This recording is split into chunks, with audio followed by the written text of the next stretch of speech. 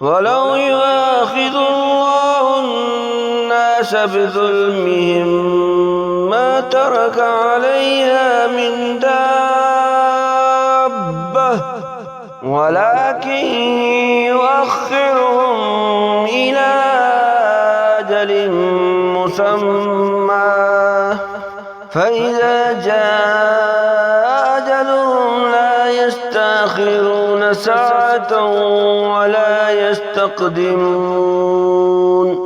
ويجعلون لله ما يكرهون وتصف ألسنتهم الكذب وأن لهم الحسنى لا جرم أن لهم النار وأنهم مفرطون تالله لقد أرسلنا إلى أمم من قبلك فزين لهم الشيطان أعمالهم وهو وليهم اليوم ولهم عذاب أليم وما أنزلنا عليك الكتاب إلا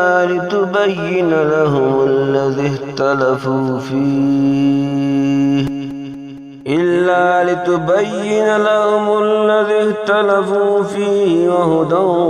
ورحمة لقوم يؤمنون والله أنزل من السماء ماء فأحيا به الأرض بعد موتها